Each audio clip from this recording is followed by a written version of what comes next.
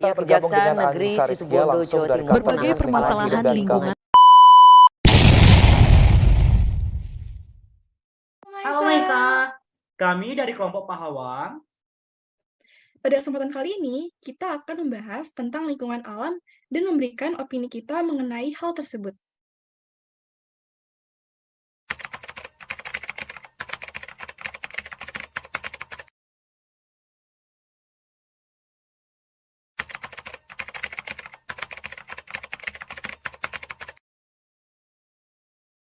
Ya, apa yang tadi disampaikan itu benar sekali ya, karena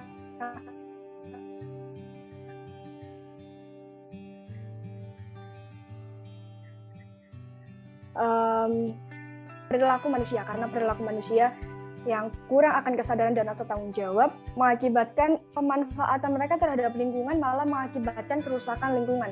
Maka dari itu menurut saya solusi dari ini adalah meningkatkan kesadaran dan rasa tanggung jawab dari manusianya sendiri. Mungkin bisa dilakukan dengan sosialisasi atau kita bisa mulai dari keluarga atau diri kita sendiri melakukan hal tersebut dengan baik. Misalnya melakukan pemanfaatan lingkungan tetapi tidak dengan merusak lingkungan tersebut. Lebih ke rasa peduli gitu ya teman-teman. Itu dari saya. Terima kasih.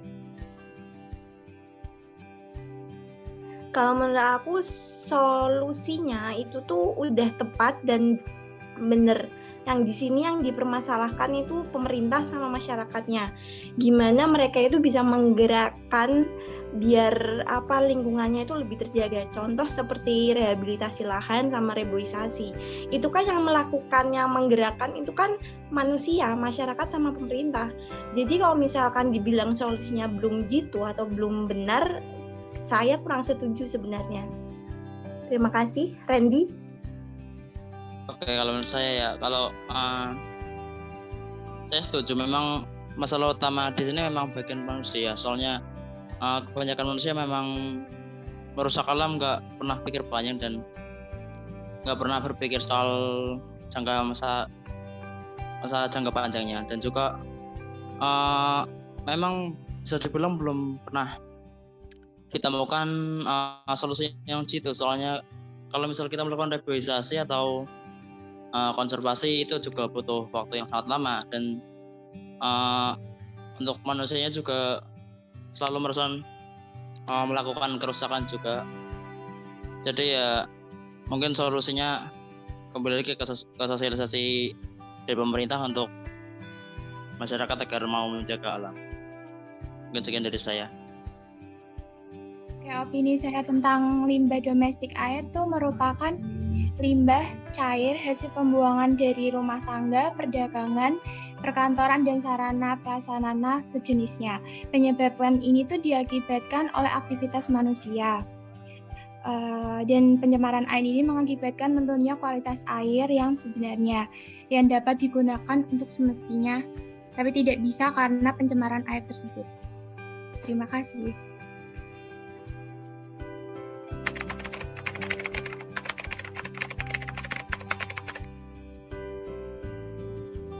Limbah industri yang dihasilkan oleh kegiatan industri menurut saya dapat menyebabkan berbagai dampak negatif bagi lingkungan maupun makhluk hidup lainnya.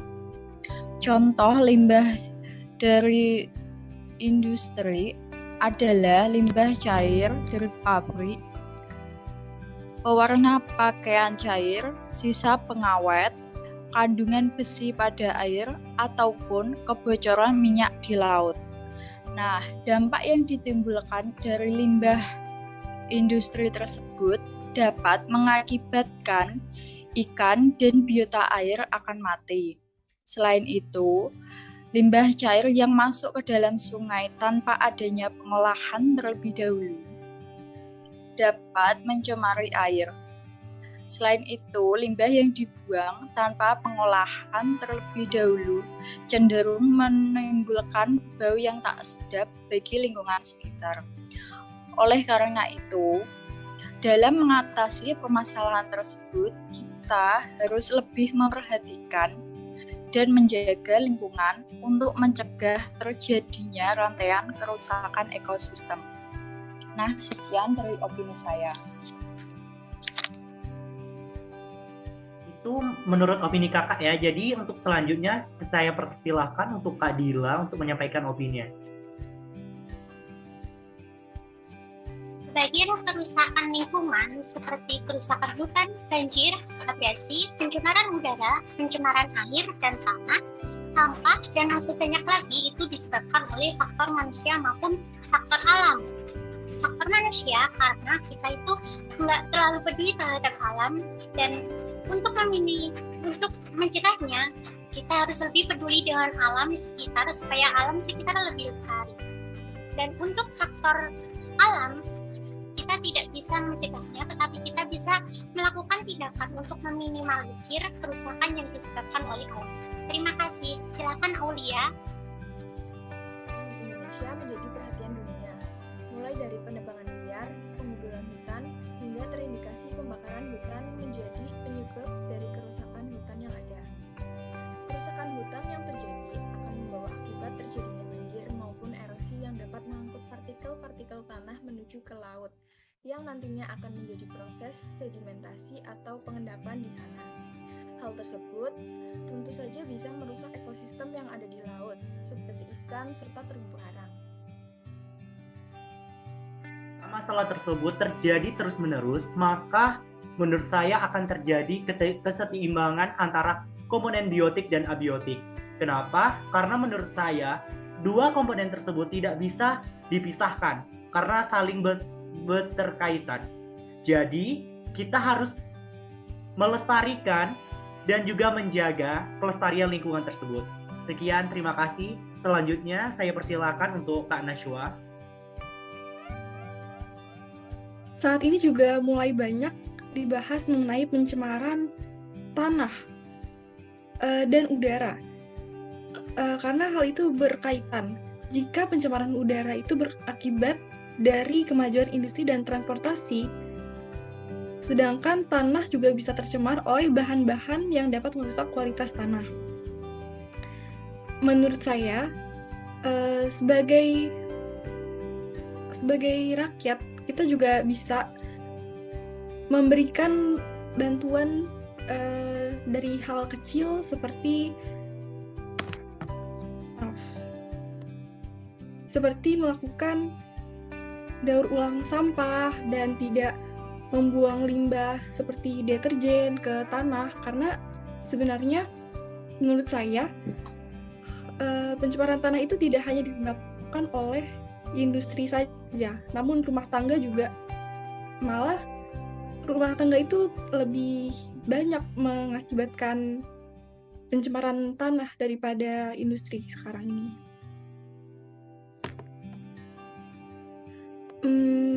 Baik, selanjutnya aku persilakan buat Rizky menyampaikan opininya.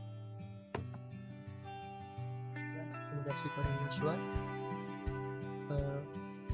Berdasarkan teks di atas tadi sudah kita ketahui bahwa banyak sekali contoh dampak dari pencemaran tanah dan pencemaran air yang terjadi di lingkungan sekitar kita.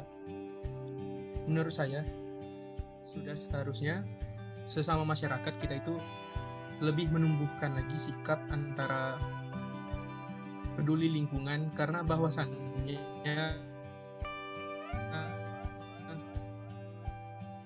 seperti yang kita tahu, kita di dunia ini hidupnya bukan bisa itu, sudah seharusnya kita menjaga alam di lingkungan kita. Dan juga sebenarnya tidak perlu terlalu menyalahkan pemerintah, bahwasannya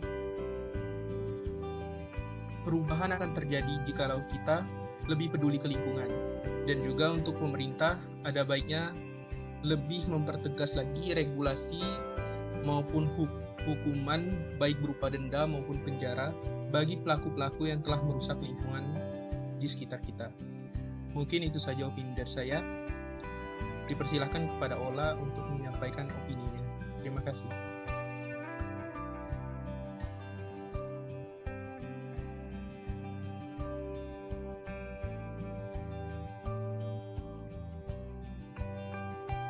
Ola, mungkin bisa dihidupkan dulu mic-nya. Sorry. Oke, thank you. Kerusakan lingkungan sendiri itu ada di latar belakangi oleh beberapa motif, misalnya seperti orang-orang yang tidak bertanggung jawab dengan apa yang sebenarnya diperlukan oleh lingkungan-lingkungan sekitar.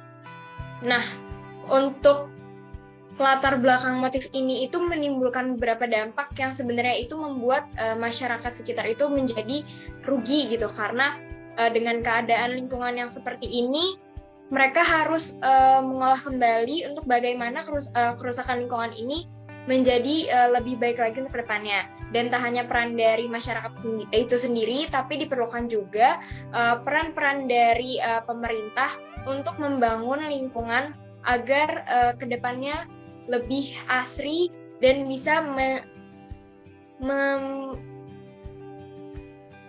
membuat lingkungan hidup ini menjadi layak untuk ditempati oleh orang-orang di sekitarnya. Sekian, terima kasih. Mungkin bisa dilanjut oleh Sabrina.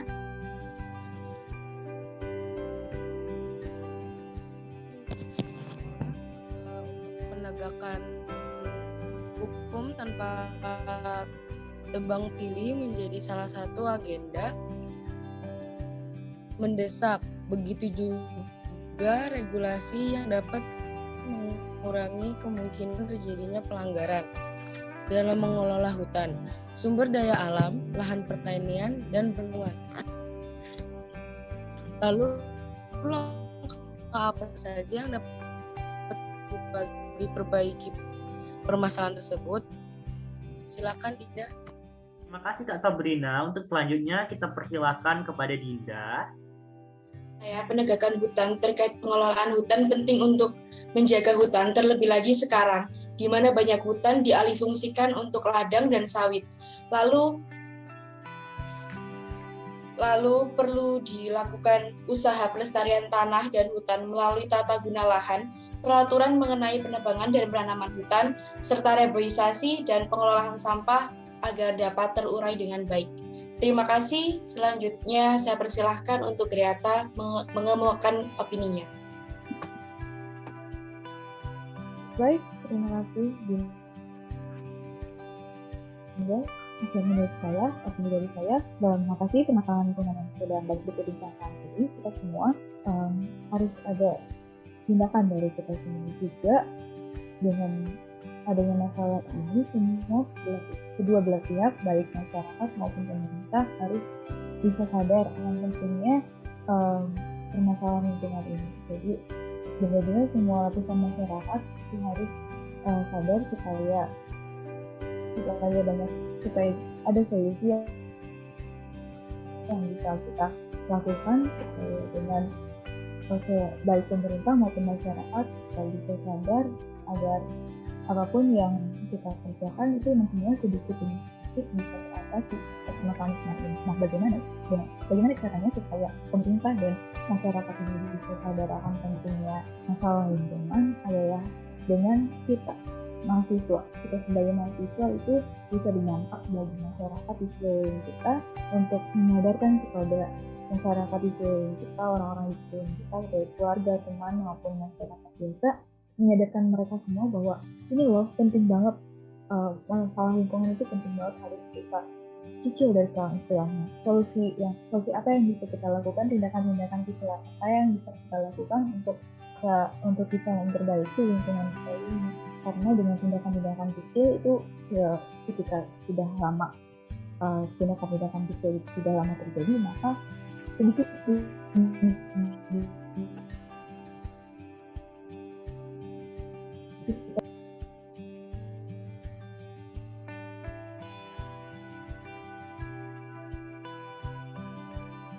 saya silakan kepada Sisi atau Aulia.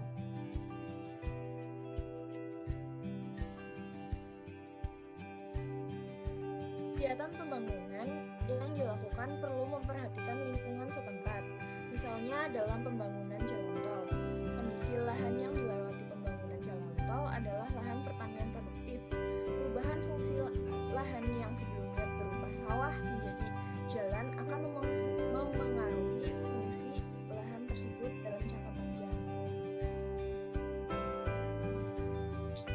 bangunan juga harus memperhatikan tata ruang, daerah resapan air, dan lain sebagainya yang sekiranya dapat mempengaruhi alam sekitar.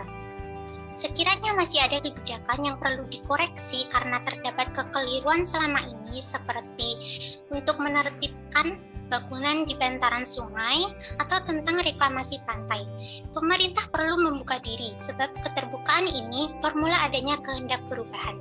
Terima kasih.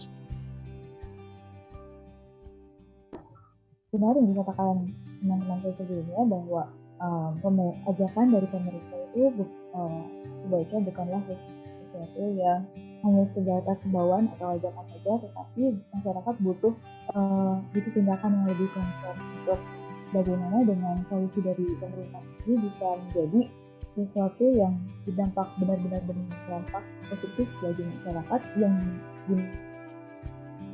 dimana ketika pemerintah melakukan sebuah solusi untuk memberikan lingkungan sehat, itu bisa berdampak, bisa dilihat oleh masyarakat bahwa oh iya benar bahwa pemerintah ingin melakukan suatu kebijakan untuk menyehatkan lingkungan kita.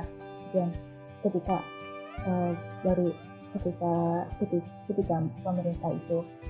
pemerintah hanya bisa memberikan imbauan atau ajakan biasa, jangan heran jika masyarakat biasa itu masyarakat lain hanya bisa melihat kerusakan lingkungan yang terjadi dan membiarkannya begitu saja tanpa ada rasa iba kepada lingkungan sekitar kita untuk bisa melakukan perubahan yang sedikit. Jadi memang harus butuh gerakan yang konkret dari pemerintah itu sendiri supaya masyarakat bisa melihatnya dan melakukan perbaikan lingkungan. Terima kasih.